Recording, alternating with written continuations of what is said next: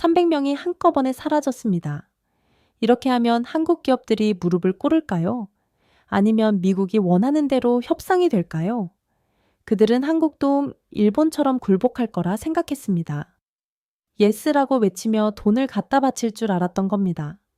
하지만 전혀 예상치 못한 반응이 나왔죠. 쇠사슬은 풀렸지만 동맹의 믿음도 함께 풀려버렸습니다. 120만 명 조지아주에서 한국 기업이 고용한 인력수입니다. 294조 원, 미국 내 한국 기업 누적 투자 규모죠. 72% 미국 반도체 산업의 한국 의존도입니다. GDP 120억 달러가 48시간 내에 증발해버렸습니다. 그런데 더 무서운 건 따로 있었어요. 삼성이 조용히 준비하고 있던 신무기. 미국이 압박하는 동안 한국은 이미 다음 시대를 준비하고 있었던 겁니다. 한국 없는 미국은 어떻게 될까요? 그리고 도대체 삼성은 어떤 카드를 숨겨놓고 있었을까요?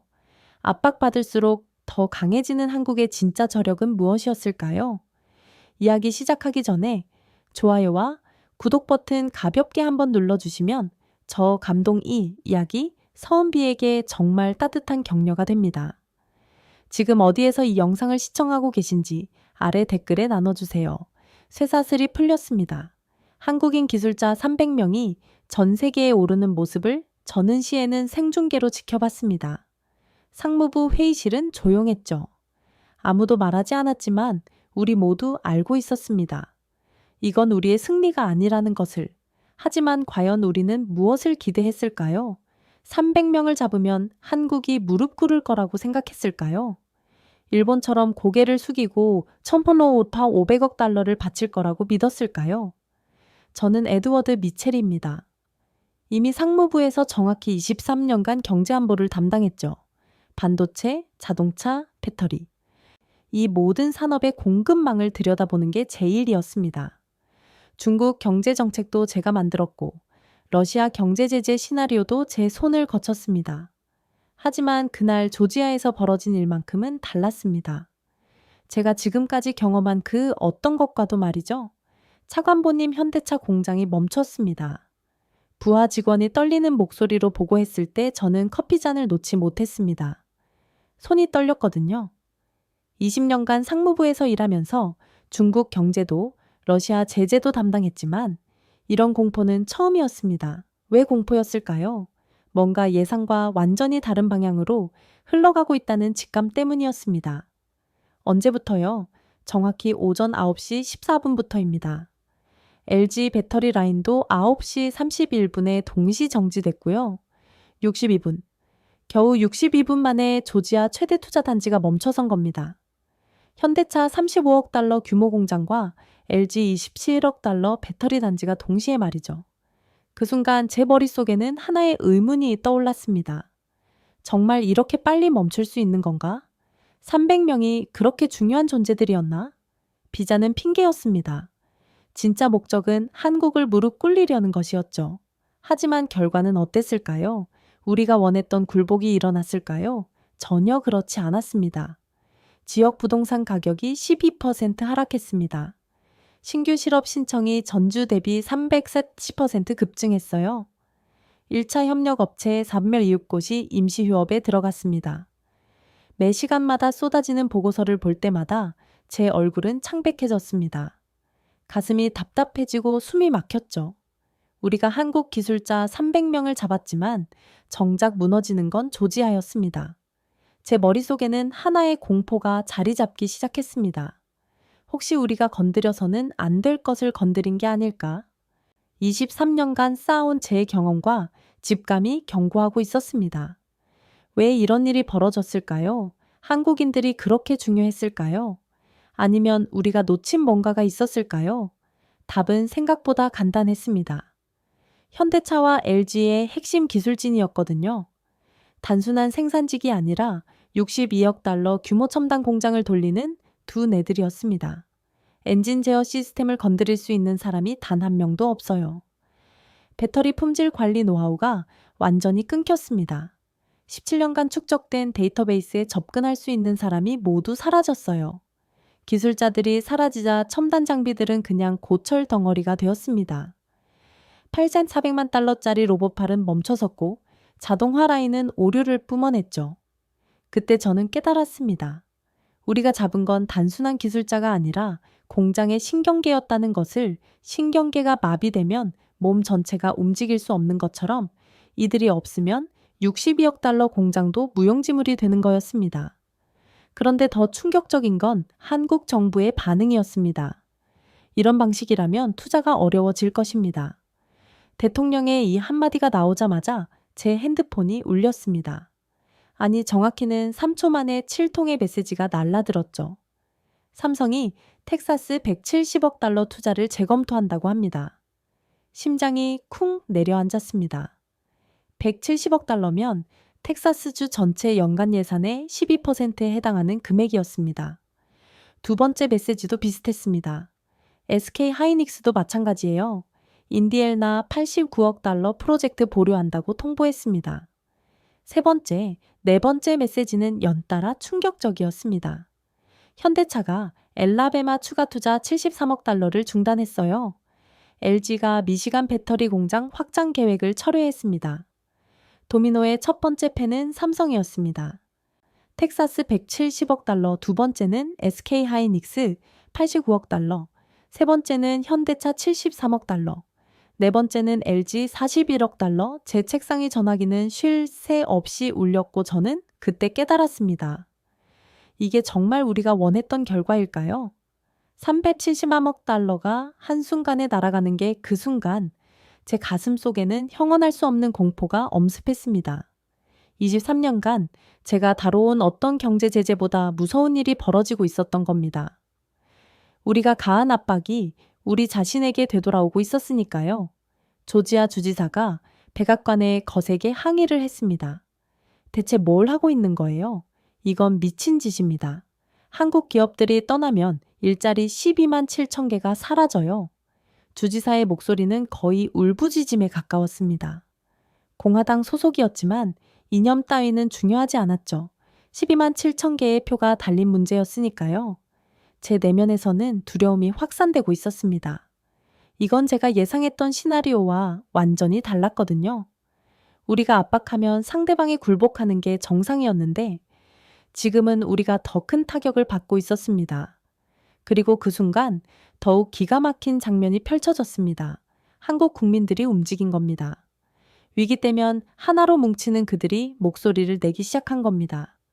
깡패 같은 동맹은 필요 없다. 제가 23년간 지켜본 어떤 나라에서도 이런 일은 없었습니다. 이번 미국의 한국인 구금 사태에 대해 보수와 진보 구분 없이 한국 사회가 이렇게 빠르게 단합할 수 있다고요.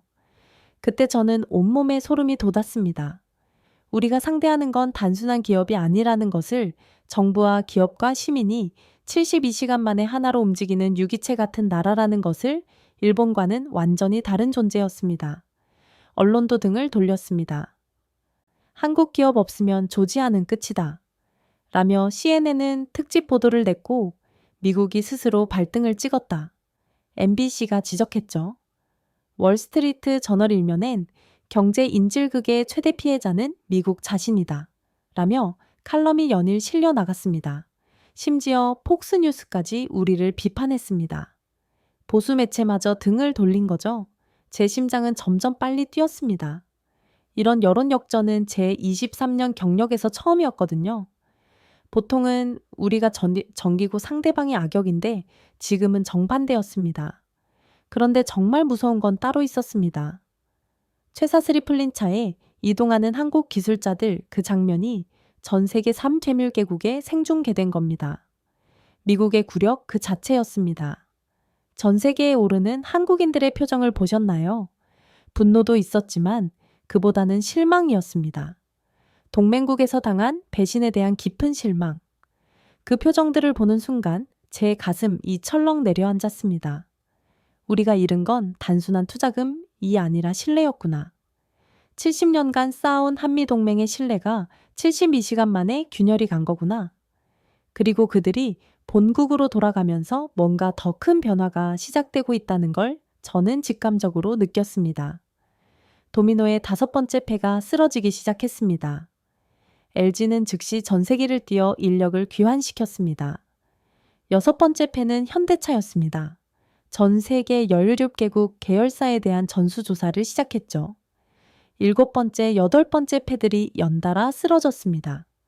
포스코, 한화, 롯데까지 373억 달러가 순식간에 623억 달러로 불어났습니다. 제 머릿속에는 하나의 공포가 자리 잡았습니다. 이게 끝이 아니라는 것, 더 큰 쓰나미가 오고 있다는 것, 하지만 그 와중에 하나의 움직임이 제 눈을 사로잡았습니다. 삼성이었습니다. 다른 기업들과는 뭔가 달랐어요. 단순한 위기 대응이 아니라 전혀 다른 차원의 준비를 하고 있는 것 같았습니다. 마치 이 모든 상황을 예상이라도 했다는 뜻이 말이죠. 차관보님, 삼성이 이상해요. 정보 분석관 톰슨이 급하게 보고서를 들고 왔습니다. 어떻게 이상하다는 거죠? 철수 준비가 아니라 뭔가 다른 걸 준비하는 것 같습니다. 48시간 전부터 이상한 움직임이 포착됐어요. 그 보고서를 읽는 순간 저는 온몸에 소름이 돋았습니다. 제 23년 경험이 모든 신경을 곤두세며 경고하고 있었습니다. 삼성의 이상한 행보가 제 눈을 사로잡았습니다. 조지아 사건은 끝이 아니었습니다. 시작이었죠. 그리고 그 시작이 미국에게 어떤 의미인지 저는 그때는 몰랐습니다. 하지만 지금은 압니다. 우리가 깨운 건 잠자는 거인이 아니었습니다. 이미 깨어있던 용이었습니다. 그날 밤 저는 사무실에 혼자 남아 있었습니다. 조지아 사태로 하루 종일 쏟아진 보고서를 제 책상을 뒤덮고 있었죠. 요괴 13억 달러. 한국 기업들이 철회하거나 재검토한 투자 규모였습니다. 하지만 제 머릿속은 온통 삼성 생각뿐이었습니다. 다른 기업들은 예측 가능했어요. 현대차는 당연히 자동차 라인을 점검했고 LG는 배터리 공급망을 재편했죠. SK 하이닉스도 반도체 투자를 보류했습니다. 그런데 삼성만은 달랐습니다. 뭔가 다른 걸 준비하고 있다. 톰슨 분석관의 말이 계속 머릿속에 맴돌았습니다. 23년간 이 일을 해오면서 쌓인 직감이 저를 괴롭히고 있었죠. 제가 놓친 게 뭘까요? 컴퓨터 화면을 켜고 삼성 관련 자료를 다시 뒤지기 시작했습니다. 반도체, 스마트폰, 디스플레이, 배터리. 평범한 것들 뿐이었어요. 그런데 1시간쯤 지나서 하나의 보도자료가 제 눈을 멈추게 했습니다. 2024년 3월 15일 한국공정거래위원회 기업 결합 승인 공고 삼성전자 레인보우 로보틱스 집은 35% 인수 승인 아무도 주목하지 않았던 뉴스였습니다. 삼성전자가 로봇에 손을 냈다고요? 당시 언론들도 이를 가볍게 다뤘죠. 한국경제신문 구석 한 편에 작은 기사로 처리됐을 뿐이었습니다. 이전율 70억 원 규모의 인수라고 했지만 삼성 같은 거대 기업에겐 품돈 수준이었으니까요. 하지만 제가 이 뉴스를 보는 순간 온몸에 소름이 돋았습니다. 로봇이라고요? 저는 즉시 레인보우 로보틱스에 대한 자료를 찾기 시작했습니다. 협동 로봇 전문 업체라고 나와 있었어요. RB 시리즈라는 산업용 로봇을 만드는 회사였습니다. 별거 아니잖아. 처음엔 그렇게 생각했습니다. 삼성이 사업 다각화 차원에서 로봇 회사 하나 인수한 것 정도로 여겼죠. 그런데 자료를 파헤칠수록 뭔가 이상했습니다. 챗 천이류 자료를 찾아봤습니다. 라스베이거스에서 열린 세계 최대 전자 박람회 말이죠.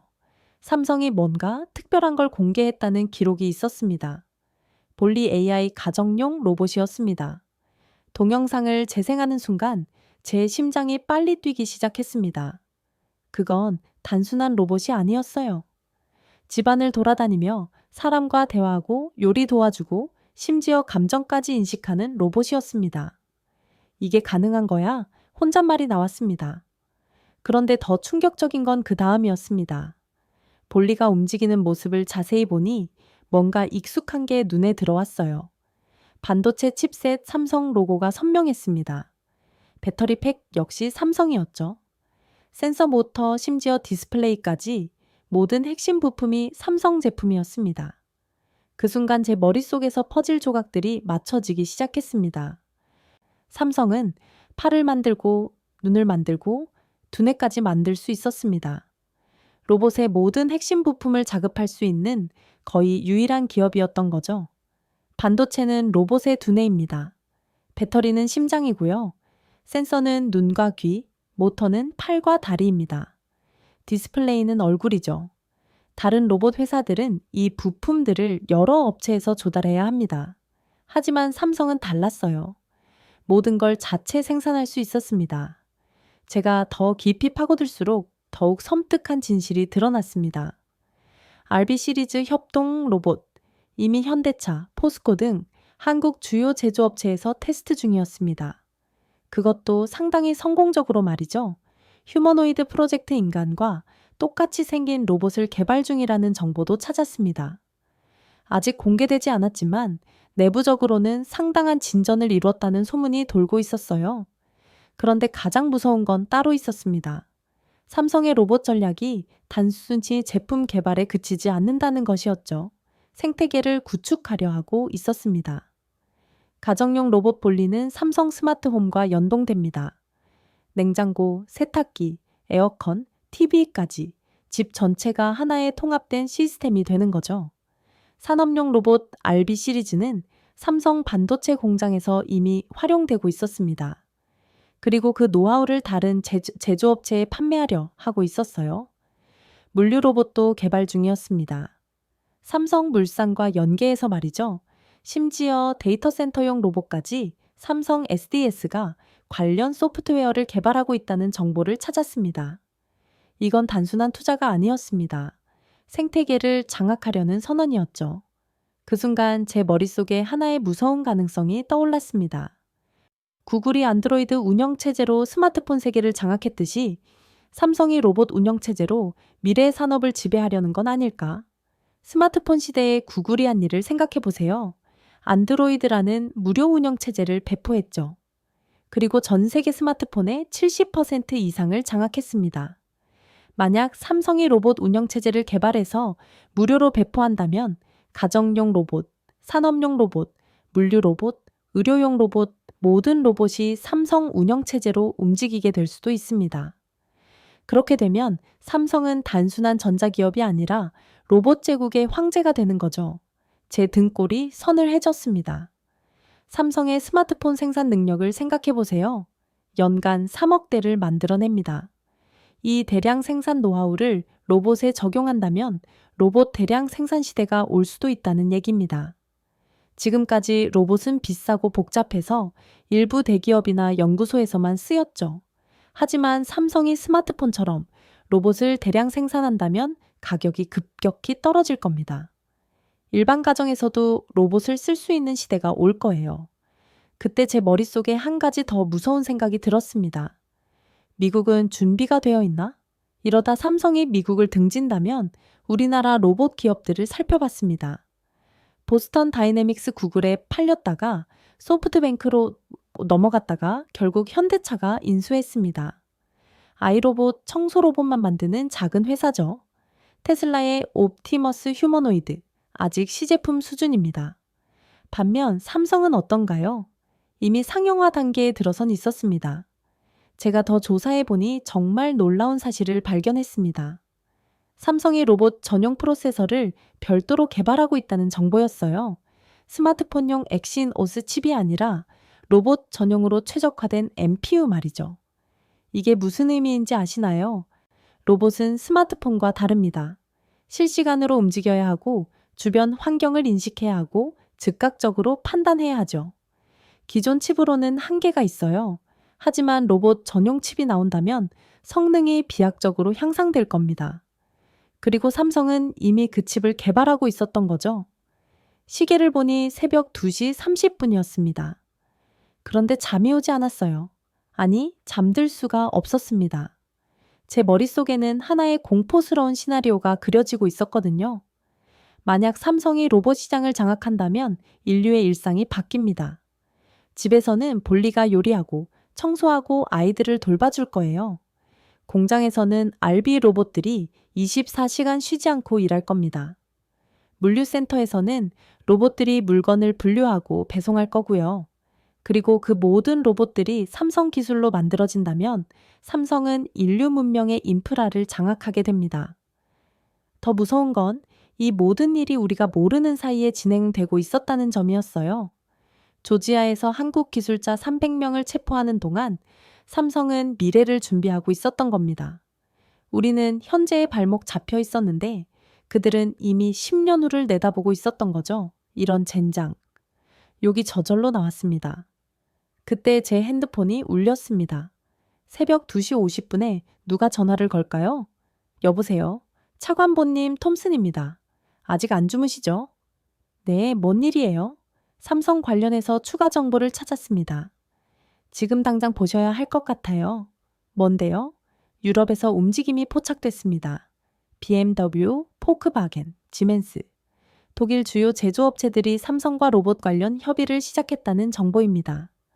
제 심장이 쿵 내려앉았습니다. 언제부터요? 조지아 사태 직후부터입니다. 마치 기다렸다는 듯이 전화를 끊고 나서 저는 한동안 멍하니 앉아 있었습니다. 삼성의 진짜 목표가 보이기 시작했습니다. 미국에서 밀려나는 건 문제가 아니었어요. 오히려 기회였던 거죠.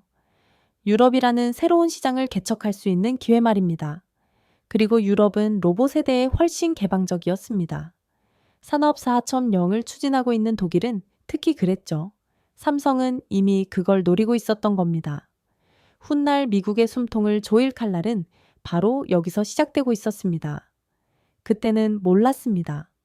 하지만 지금은 압니다. 삼성의 로봇 전략이 단순한 사업 확장이 아니라 글로벌 패권을 노린 마스터 플랜이었다는 것을, 그리고 그 계획의 첫 번째 단계가 바로 조지아 사태였다는 것을 새벽 3시 전은 창밖을 바라봤습니다. 워싱턴 DC의 야경이 평소와 같았지만 세상은 이미 달라지고 있었습니다. 로봇의 시대가 오고 있었고 그 주인공은 미국이 아니라 한국이 될 것 같았습니다. 월요일 오전 백악관 상황실이 소집되었습니다. 조지아 사태 이후 일주일이 지났지만 상황은 전혀 진정되지 않았어요. 오히려 더 악화되고 있었습니다.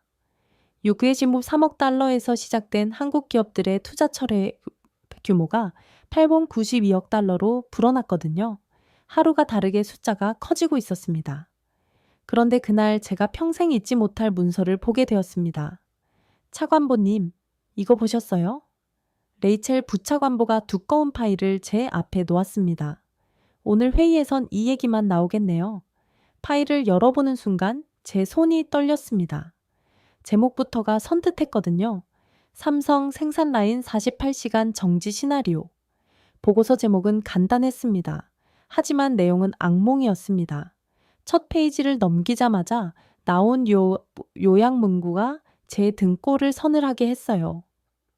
삼성전자 미국 내 반도체 생산 라인이 48시간 완전 정지될 경우 미국 경제에 미치는 파급 효과 분석. 제 심장이 빨리 뛰기 시작했습니다.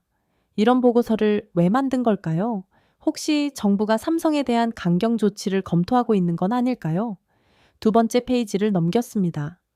그리고 그 순간 제 세상이 뒤바뀌었습니다. 시나리오 분석 결과 GDP 120억 달러 즉시 손실. 20억 달러요? 단 48시간 만에 제가 23년간 상무부에서 일하면서 본 어떤 경제 충격보다 컸습니다. 2008년 금융위기 때도 이렇게 빠르고 직접적인 타격은 없었거든요. 세 번째 페이지에는 더 구체적인 수치들이 나와 있었습니다. 테슬라 주요 반도체 공급 중단으로 생산 라인 72%, 가동 중단 아마존 데이터센터 서버용 메모리 부족으로 클라우드 서비스 불안정 엔비디아 AI 칩 생산 지연으로 주가 15% 하락 예상, 애플, 아이폰 생산 차질로 분기 매출 23% 감소 전망, 제 머릿속이 하얘졌습니다.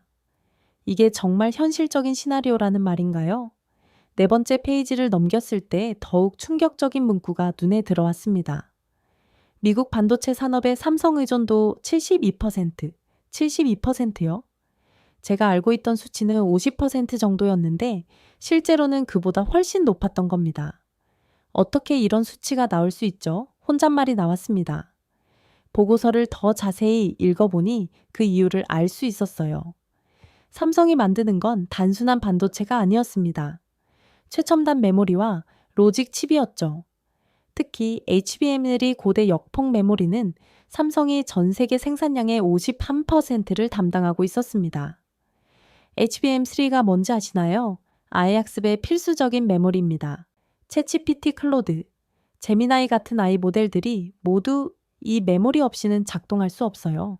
그리고 이 메모리를 대량 생산할 수 있는 곳은 전 세계에서 삼성과 SK 하이닉스 뿐이었습니다. 5번째 페이지에는 시간대별 파급 효과가 정리되어 있었습니다. 6시간 후 주요 테크 기업 재고 부족, 시작 12시간 후 생산 라인 가동률 50% 이하로 하락 24시간 후 클라우드 서비스 불안정 금융거래, 시스템 오류 발생 48시간 후 주요 기업들 생산 완전 중단 대규모, 이시에고, 시작 제 손이 바들바들 떨렸습니다. 이게 정말 가능한 일인가요? 6번째 페이지에는 지역별 피해 규모가 나와 있었어요.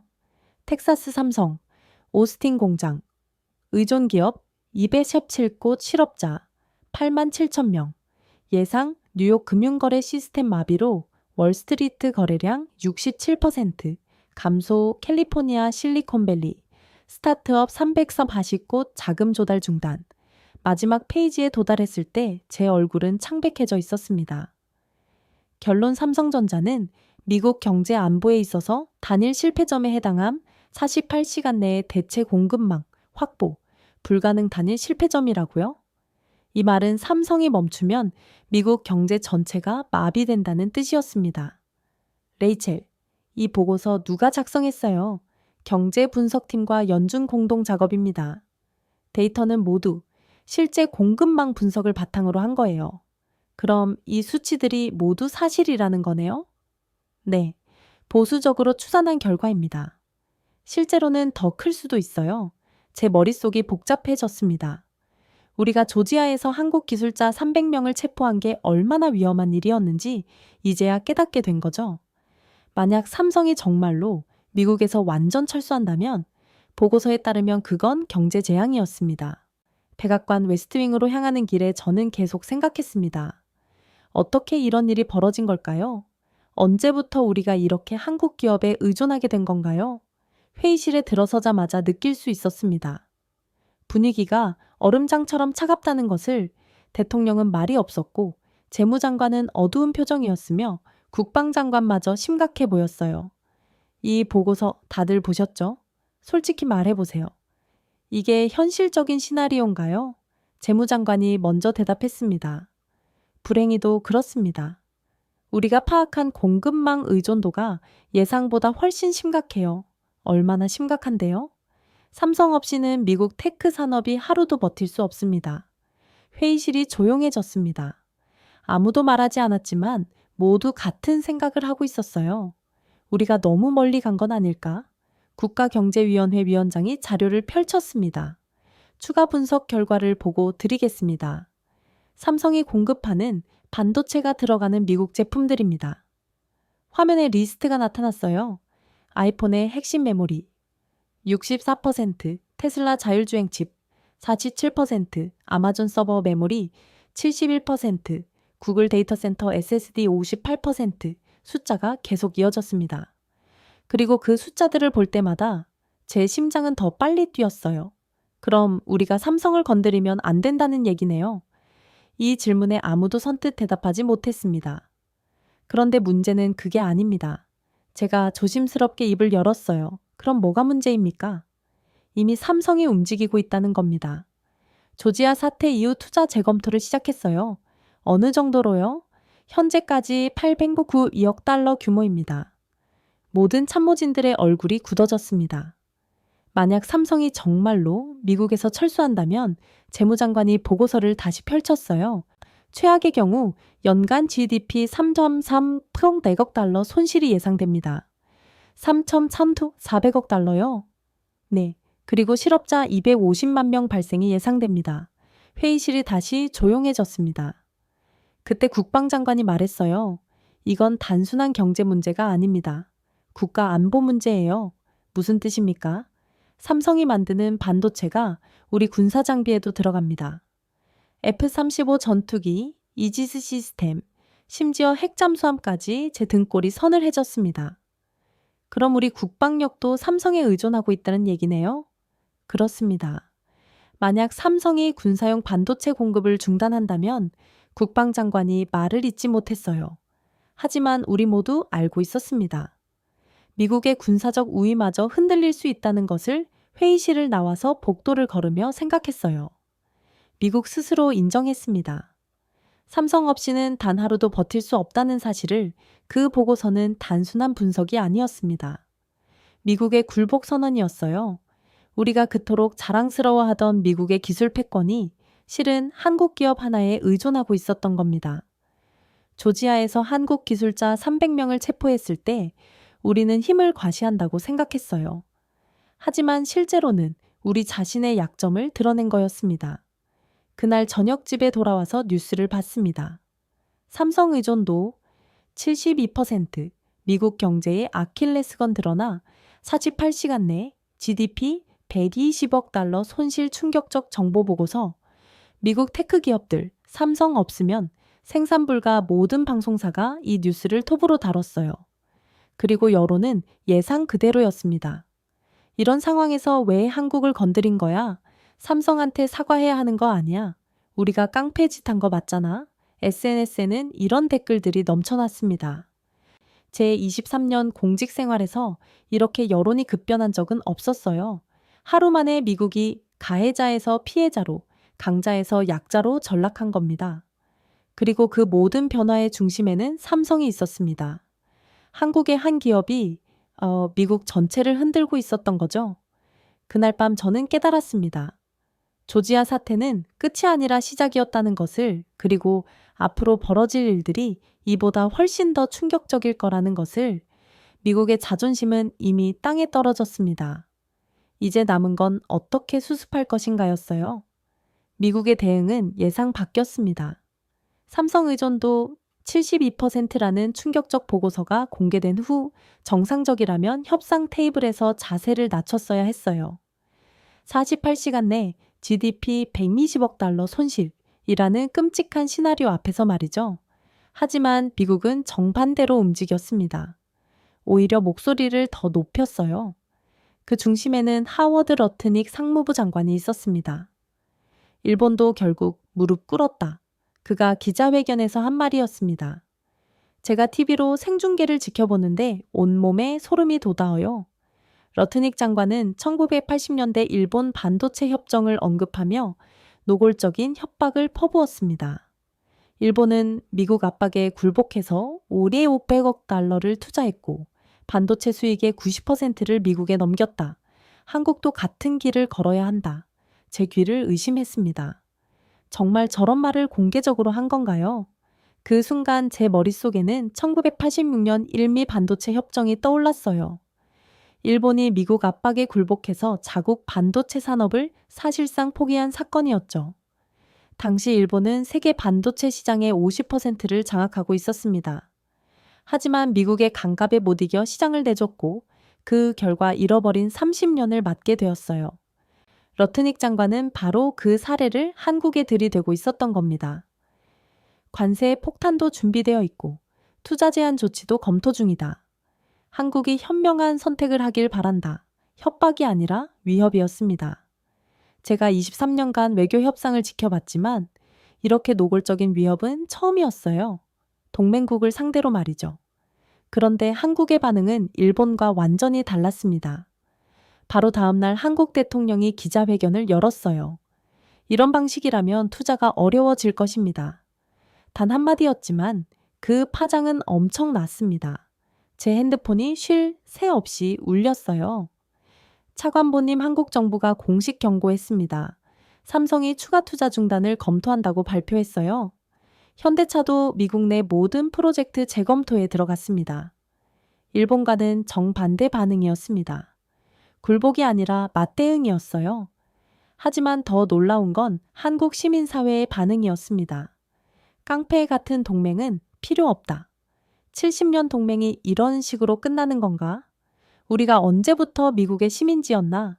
자존심을 지키자. 경제도 중요하지만 국격이 더 중요하다. 한국 SNS와 언론에 넘쳐나는 댓글들이었습니다. 제가 가장 충격받은 건 한국 사회의 단합이었어요. 보통 이런 국제적 갈등이 터지면 내부에서 의견이 갈립니다. 보수는 미국 편을, 진보는 반미 노선을 택하는 게 일반적이죠. 하지만 한국은 달랐습니다. 보수 정당에서도 미국의 무례한 압박을 규탄한다고 발표했고, 진보 정당은 깡패식 동맹 관계를 거부한다며 더 강하게 반발했어요. 경제계도 마찬가지였습니다. 대한상공회의소, 한국경영자총협회, 중소기업중앙회까지 모든 경제단체가 굴욕적 협상 거부라는 입장을 발표했습니다. 이런 일이 가능한가요? 한국 사회 전체가 72시간 만에 하나로 뭉칠 수 있다고요. 제23년 외교 경험으로는 이해할 수 없는 현상이었습니다. 그들은 우리를 일본과 같다고 착각했습니다. 하지만 한국은 일본이 아니었습니다. 식민지에서 일어나 민주주의와 자본주의를 동시에 이룬 유일한 나라였어요. 일본은 미국이 만들어준 민주주의였지만 한국은 스스로 쟁취한 민주주의였습니다. 그 차이가 이런 상황에서 드러나고 있었던 거죠. 더욱 당황스러운 건 미국 내부 반응이었습니다. 조지아 대학교 경제학과 제임스 윌슨 교수가 공개기고문을 발표했어요. 한국 기업들이 떠나면 조지아와 텍사스 경제가 무너진다. 러트닉 장관의 발언은 경제적 자살 행위다. 하버드 대학교 케네디 스쿨에서도 비슷한 성명이 나왔습니다. 미국은 한국과의 경제 협력을 통해 더 많은 이익을 얻고 있다. 일방적 압박은 양국 모두에게 손실이다. 심지어 공화당 소속 텍사스 주지사까지 나섰어요. 삼성 오스틴 공장이 떠나면 우리 주에서 일자리 15만 개가 사라진다. 워싱턴의 정치적 계산 때문에 텍사스 주민이 피해를 봐서는 안 된다. 미국 내부에서 균열이 일어나고 있었습니다. 연방정부는 강경책을 밀어붙이는데 주정부와 학계는 정반대번 입장을 취하고 있었어요. 제가 가장 놀란 건 여론조사 결과였습니다.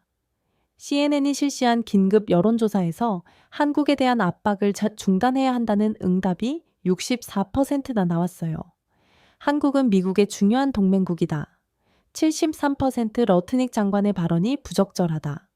58% 미국 국민들조차 정부 정책에 반대하고 있었던 겁니다. 특히 조지아, 텍사스, 인디애나 주민들의 반발이 심했어요. 한국 기업들이 대규모 투자를 한 지역일수록 정부 정책에 반대하는 비율이 높았습니다. 우리 일자리를 지켜달라. 한국 기업 없으면 우리 지역 경제가 끝이다. 이런 목소리들이 백악관 앞 시위로 이어졌어요. 제 사무실 창문으로 내려다보니 실제로 시위대가 모여 있었습니다. 삼성도라와 달라는 피켓을 든 사람들이었어요. 이상한 광경이었습니다. 미국 시민들이 외국 기업을 위해 시위하는 모습을 보게 될 줄이야. 그날 오후 러트닉 장관이 긴급 기자회견을 열었습니다. 미국 정부의 입장에는 변함이 없다. 한국은 현실을 직시해야 한다. 하지만 기자들의 질문은 매서웠어요. 장관님, 한국 기업들이 실제로 철수하면 어떻게 하시겠습니까? GDP 100개 예억 달러 손실에 대한 대안이 있습니까? 일본식 압박이 21세기에도 통할 거라고 생각하십니까? 러트닉 장관의 표정이 점점 굳어졌습니다. 그런 일은 일어나지 않을 것이다. 한국도 결국 합리적 선택을 할 것이다. 하지만 그의 목소리에는 확신이 없었어요. 그날 저녁 저는 깨달았습니다. 깡패 같은 동맹은 필요 없다. 그날 한국 사회가 내뱉은 말이었습니다. 그리고 그 말이 현실이 되고 있었어요. 일본의 망령을 들이대던 미국의 전략은 한국 앞에서 산산조각 나고 있었습니다. 1980년대와 2025년은 다른 시대였고 일본과 한국은 다른 나라였습니다. 미국이 그 사실을 깨닫기까지는 아직 시간이 필요할 것 같았어요. 하지만 한국은 이미 자신들의 답을 내놓았습니다. 굴복이 아니라 당당함이었죠. 러트닉 장관의 강경 발언 이후 저는 전혀 예상하지 못한 보고를 받게 되었습니다. 차관보님, 이상한 일이 벌어지고 있어요. 톰슨 분석관이 급하게 제 사무실로 들어왔습니다. 그의 표정이 심상치 않았어요. 뭔 일입니까? 삼성의 반도체 공급 패턴이 바뀌고 있습니다. 일부 프리미엄 제품들이 유럽 고객사에 먼저 배정되고 있어요. 제 심장이 쿵 내려앉았습니다. 이건 단순한 공급 조정이 아니었어요. 전략적 공급망, 재편의 신호였습니다. 어떤 제품들입니까? HBM3 고대 역폭 메모리와 3나노 공정 로직 칩이요. 독일 SAP, 지멘스, 프랑스 슈나이더 일렉트리 같은 기업들이 먼저 받고 있어요. 제가 23년간 이 일을 하면서 공급망 변화를 수없이 봤지만 이런 속도는 처음이었습니다. 보통은 몇 개월에 걸쳐 서서히 이루어지는데 삼성은 불과 일주일 만에 전략을 바꾼 거였어요. 미국 기업들 반응은 어떻습니까? 대혼란입니다. 구글, 테슬라, 애플까지도 울부짖고 있어요. 완전 배제는 아니지만 이 정도 수준으로도 타격이 너무 큽니다. 톰슨이 보고서를 펼쳤습니다. 구글 클라우드 사업부가 삼성에 긴급 요청서를 보냈습니다. 기존 공급 계약 준수해달라는 내용이에요. 테슬라는 어떻고요? 머스크가 직접 삼성 부회장에게 연락했다는 정보가 있어요. 자율주행 칩 공급 지연 때문에요. 제 머릿속이 복잡해졌습니다. 세계 최대 IT 기업들이 한국 기업 하나 때문에 이렇게 우왕좌왕하는 모습을 보게 될 줄이야. 그런데 정말 놀라운 건 유럽의 반응이었습니다. 차관보님, 더 충격적인 소식이 있어요. 뭔가요? 독일과 영국이 삼성 유치에 나섰습니다. 전례 없는 조건을 제시하고 있어요. 제 눈이 커졌습니다. 어떤 조건들입니까? 독일 정부가 100억 유로 규모 보조금을 약속했고 영국은 15년간 법인세 면제를 제안했습니다. 100억 유로요? 한국 돈으로 14조 원이 넘는 금액이었습니다. 독일 정부가 외국 기업 하나를 위해 이런 거액을 제시한다고요? 삼성의 반응은 어떻습니까? 아직 공식 답변은 없지만 실무진이 베를린과 런던에 파견됐다는 소식이 있어요. 저는 그 순간 깨달았습니다. 삼성이 멈추자 유럽은 환호했습니다. 미국이 삼성을 압박하는 동안 유럽은 천재 1위의 기회라고 본 거였어요. 세계 최고 기술력을 가진 기업을 자국으로 유치할 제로의 찬스였던 거죠. 유럽 언론 반응은 어떻습니까? 완전히 다릅니다. 독일 프랑크푸르터 알게마인에는 삼성 유치는 독일 산업 4.0의 완성이라고 보도했어요. 영국은요, 파이낸셜 타임스가 브렉시트 이후 최대 기회라고 평가했습니다. 제 가슴이 답답해졌습니다. 같은 사건을 두고 미국과 유럽의 시각이 이렇게 다를 수 있나요? 미국에서는 한국 기업이 말썽 부린다는 식으로 보도되는데 유럽에서는 역대급 기회가 왔다며 환호하고 있었어요. 그날 오후 더 놀라운 소식이 들어왔습니다. 차관보님 삼성이 유럽에서 로봇 테스트를 시작했습니다. 로봇이요? 네, RB 시리즈 협동 로봇이에요. 독일 비엔벨레르 무비는 공장에서 시범 운영 중이라고 합니다. 제 머릿속에서 퍼즐 조각들이 맞춰지기 시작했습니다. 삼성이 단순히 반도체만 유럽에 우선 공급하는 게 아니었어요. 로봇까지 함께 가져간 거였습니다. 테스트 결과는 어떻습니까? BMW 관계자들이 깜짝 놀랐다고 해요. 기존 독일제 로봇보다 정밀도가 30% 높고 속도도 25% 빠르다고. RB 시리즈의 테스트만으로도 유럽 산업은 설렜습니다. 독일은 로봇 강국이었어요. 쿠카, ABB 같은 세계적 로봇 기업들이 있었죠. 그런 독일에서 한국 로봇이 더 뛰어난 성능을 보여준 거였습니다. 폭스바겐도 테스트를 요청했나요? 네, 그뿐만 아니라 지멘스, 보시까지 줄을 서고 있어요. 제 등골이 서늘해졌습니다. 유럽 제조업계 전체가 삼성 로봇에 관심을 보이고 있다는 얘기였어요. 그때 제 핸드폰이 울렸습니다. 차관보님 긴급 상황입니다. 프랑스가 200억 유로 규모 반도체 클러스터 조성을 제안했다고 합니다. 200억 유로요? 독일보다 2배나 큰 금액이었습니다. 프랑스까지 나선 거였어요. 제가 더욱 놀란 건 그 다음이었습니다. 한국의 위기를 두고 유럽 전체가 움직이고 있었습니다. 독일, 영국, 프랑스, 이탈리아, 스페인까지 주요 유럽 국가들이 모두 삼성 유치에 나선 거였어요. 이런 일이 가능한가요? 한 기업을 두고 전 대륙이 경쟁하는 상황이라니 그날 저녁 저는 유럽 언론들을 뒤져봤습니다. 독일 슈픽 일지 삼성 유치는 독일 경제의 미래를 결정할 것. 영국 가디언 브렉시트 손실을 만회할 제로의 기회. 프랑스 르몽드 마크롱의 유럽 반도체 주권 구상의 핵심. 이탈리아 코리엘의 델라 세라, 남부, 유럽 제도약의 열쇠. 모든 언론이 삼성을 두고 경쟁하는 상황을 긍정적으로 평가하고 있었어요. 반면 미국 언론은 어땠을까요? 삼성의 보복성 공급 조정, 미국 기업들 피해, 한국의 일방적 공급망 변경, WTO 제소 검토, 동맹국의 배신, 한미 관계 재정리 필요. 같은 상황을 보는 시각이 180도 달랐습니다. 미국에서는 배신이라고 하는데 유럽에서는 기회라고 봤어요. 그때 제 머릿속에 하나의 깨달음이 떠올랐습니다. 미국이 놓친 기회가 유럽의 도약으로 이어지고 있다는 것을 우리가 삼성을 압박하는 동안 유럽은 삼성을 환영하고 있었어요. 우리가 한국 기업들을 밀어내는 동안 유럽은 팔을 벌려 맞이하고 있었던 거죠. 더욱 아이러니한 건 이 모든 상황이 우리 스스로 만든 거라는 점이었습니다. 조지아에서 한국 기술자 300명을 체포하지 않았다면 삼성이 공급망 다변화를 이렇게 빨리 추진했을까요? 러트닉 장관이 일본 사례를 들며 협박하지 않았다면 한국이 이렇게 강하게 반발했을까요? 우리가 압박하지 않았다면 유럽이 이런 기회를 얻을 수 있었을까요? 모든 게 우리 자충수였습니다. 그날 밤 늦게 톰슨 분석관이 마지막 보고를 가져왔습니다. 차관보님 네덜란드에서도 움직임이 포착됐어요. 뭔가요? ASME. 삼성과 긴밀히 협력하겠다고 발표했습니다. 차세대 EUV 장비 우선 공급 약속까지 했어요. ASM이요? 세계 유일의 EUV 녹황 장비 제조사였습니다. 반도체 제조에 없어서는 안 될 핵심 장비를 만드는 회사였어요. 그게 무슨 의미인가요? 삼성이 최첨단 반도체 램프를 유럽에서 생산할 수 있게 된다는 뜻입니다. 기술적 독립이 가능해지는 거죠. 제 온몸에 소름이 돋았습니다. 삼성이 유럽에서 반도체를 생산하게 되면 미국 의존도를 크게 줄일 수 있습니다. 그리고 유럽은 반도체 주권을 확보하게 되고요. 양쪽 모두 미국 없이도 충분해지는 거였어요.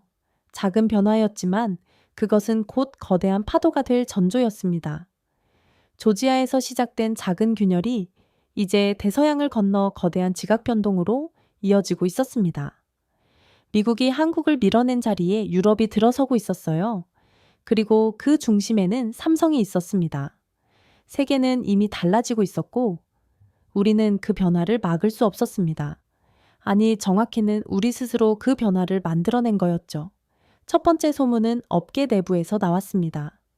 러트닉 장관의 강경 발언 이후 어느 날 제 사무실로 걸려온 한 통의 전화가 모든 것의 시작이었어요.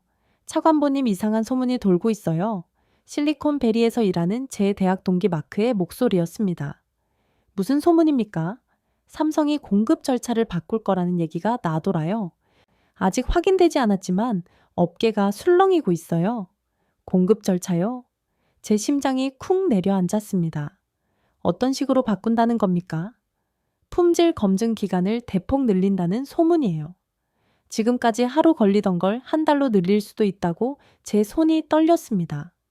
만약 그게 사실이라면 미국 테크 업계는 마비될 거였어요. 확실한 정보는 아니죠? 아직은 소문 수준이에요. 하지만 삼성과 거래하는 여러 업체에서 같은 얘기가 나오고 있어요. 전화를 끊고 나서 저는 즉시 정보팀에 연락했습니다. 삼성 공급 정책 변경 관련 정보를 수집해 주세요. 긴급입니다. 그날 오후 더더욱 구체적인 소문들이 들려오기 시작했습니다. 차관보님 현대차 관련 소식도 있어요. 톰슨 분석관이 급히 보고했습니다. 뭔가요? 현대차가 러시아 공장 재가동을 검토한다는 소문이 돌고 있어요. 러시아요? 저는 깜짝 놀랐습니다. 러시아 우크라이나 전쟁 이후 대부분 서방 기업들이 러시아에서 철수했는데 현대차가 되돌아간다고요? 상트페테르부르크 공장을 다시 가동할 가능성을 타진 중이라는 정보입니다. 확인된 건 아니죠? 아직은 업계 추측 수준이에요. 하지만 현대차가 미국 투자를 줄이는 대신 다른 곳을 찾고 있다는 신호로 해석되고 있어요. 제 머릿속이 복잡해졌습니다.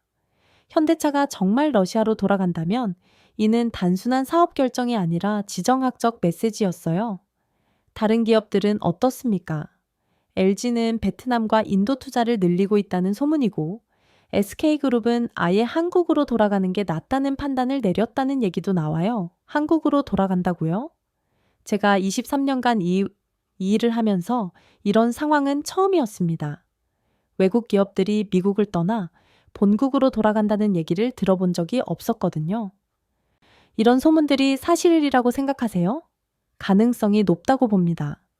한국 기업들이 미국 의존도를 줄이려는 움직임이 곳곳에서 포착되고 있어요. 그 순간 제 등골이 서늘해졌습니다. 소문이 현실이 될 수도 있다는 생각이 들었거든요. 그날 저녁 더욱 선뜻한 소문이 들려왔습니다.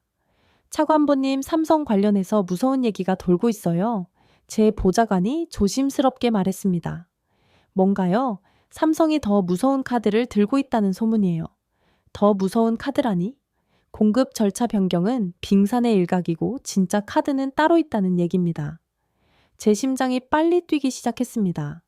공급 절차 변경도 충분히 무서운데 더 무서운 게 있다고요? 어떤 카드일까요? 아무도 모릅니다.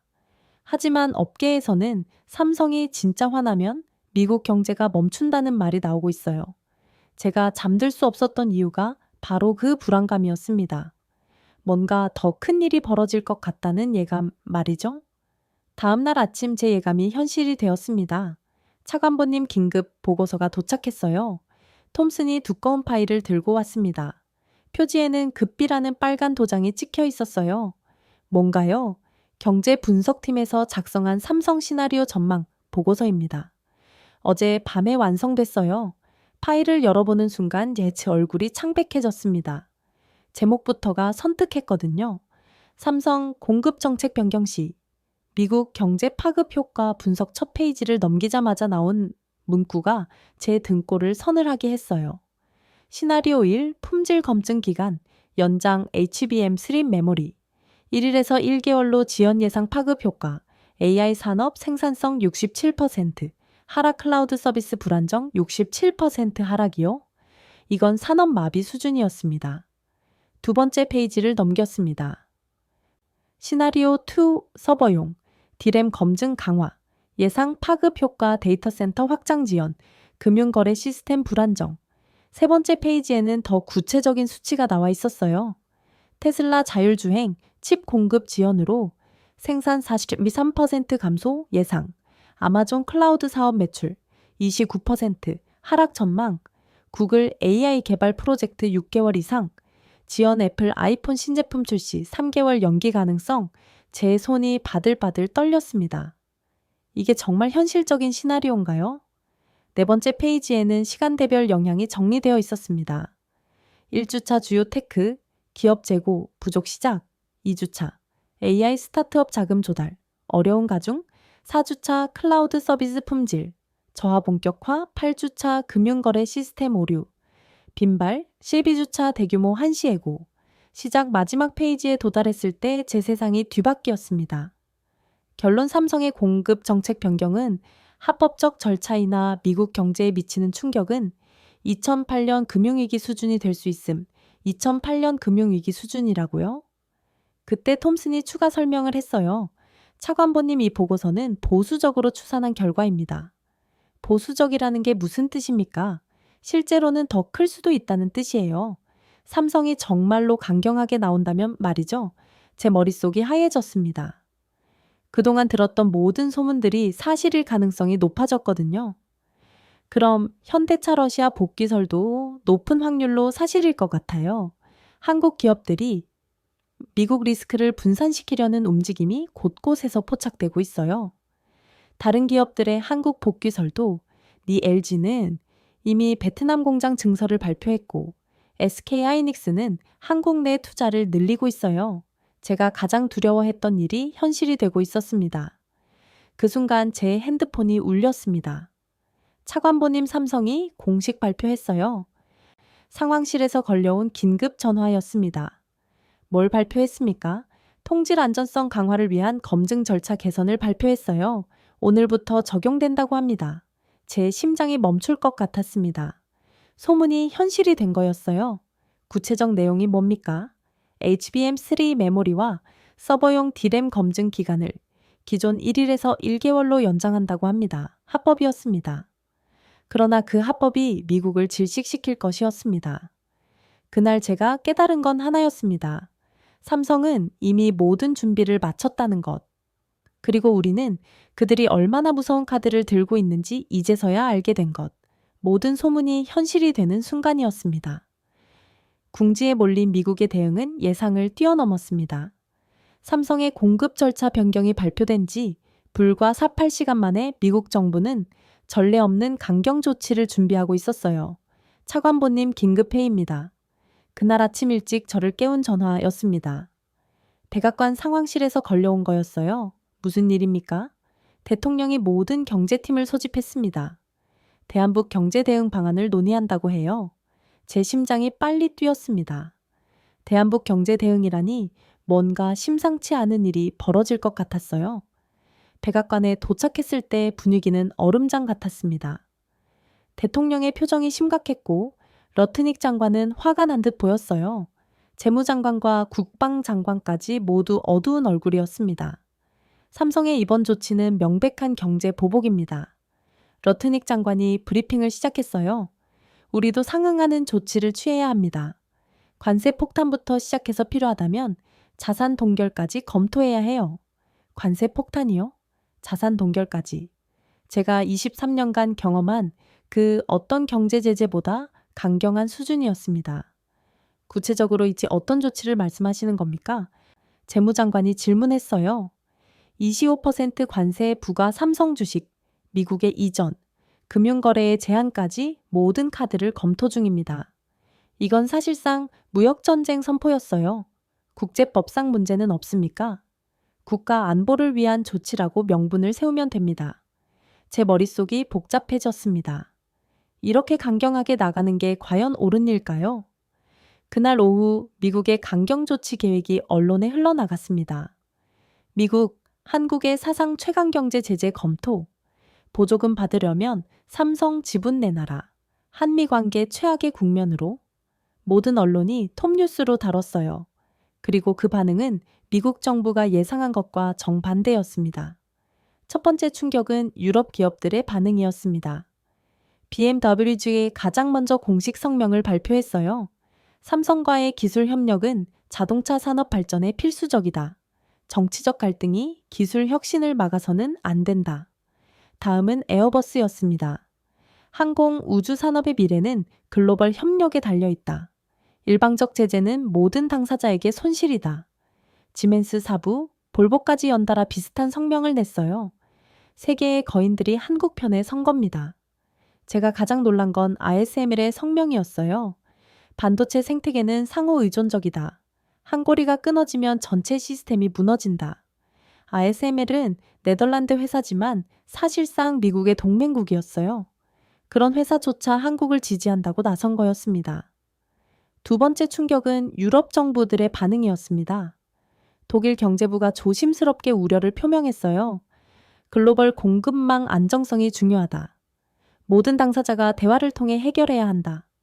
프랑스 외교부도 비슷한 입장을 밝혔습니다.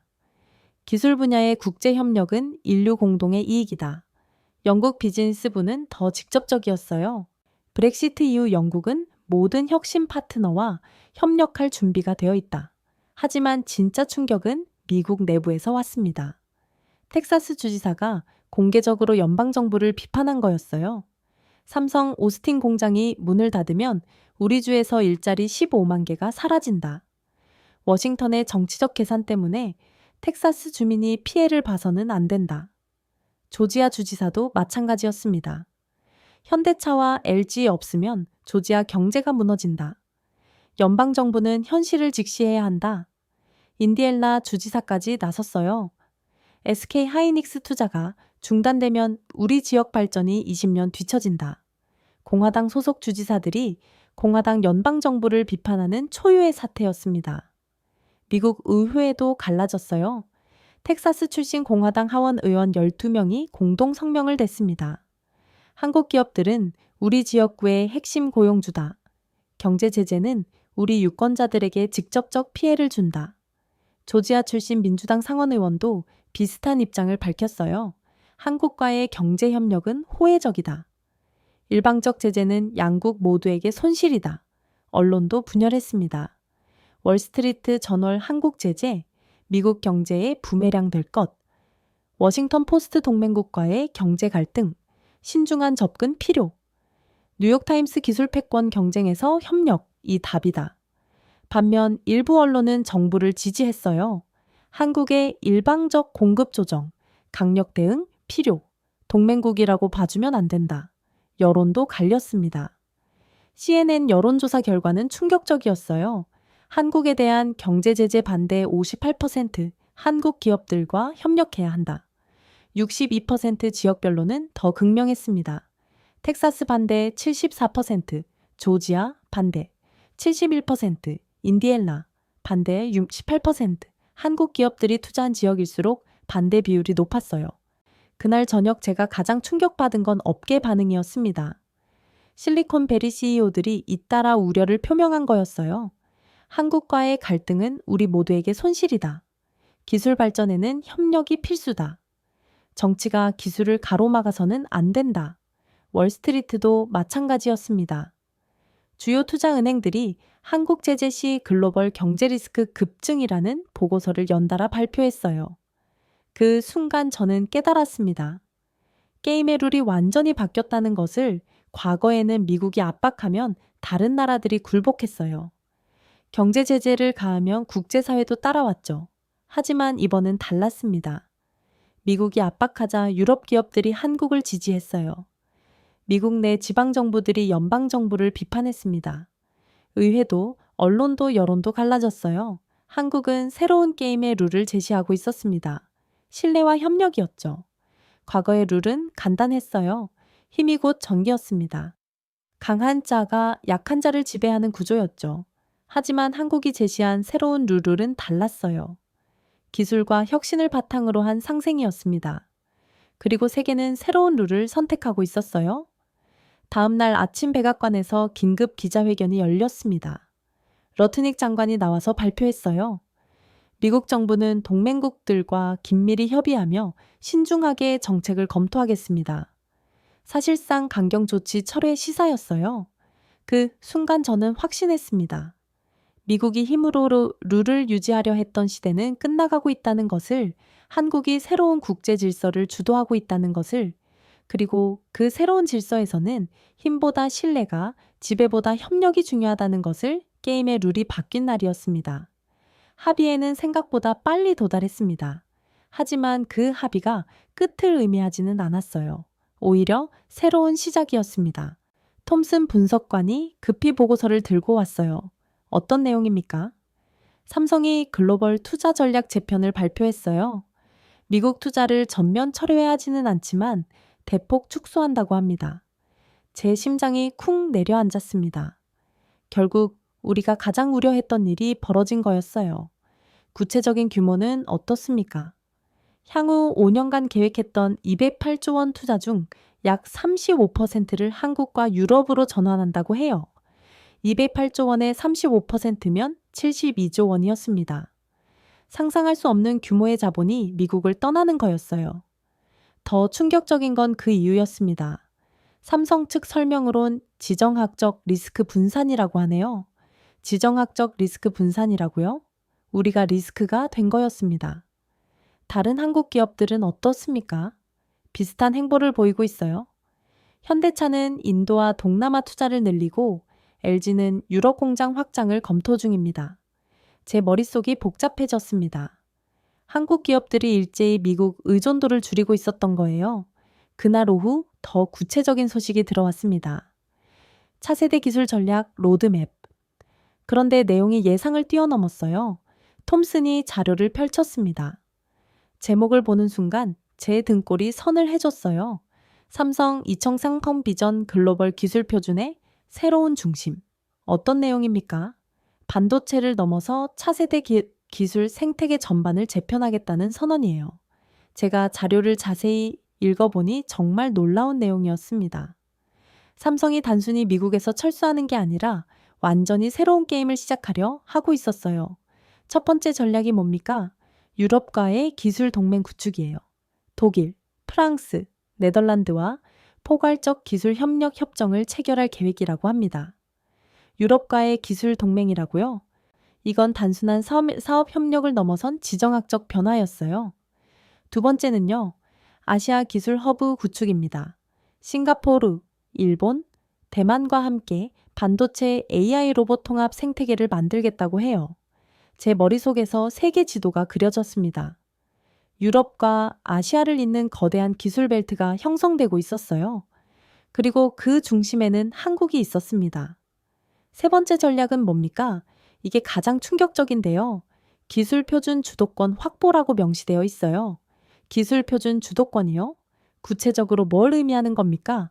6G 통신, 차세대 AI 칩, 그리고 로봇 운영 체제까지 모든 분야에서 삼성이 글로벌 표준을 만들겠다는 뜻입니다.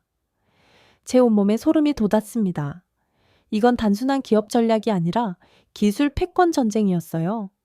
그 순간 제 머릿속에 하나의 깨달음이 떠올랐습니다.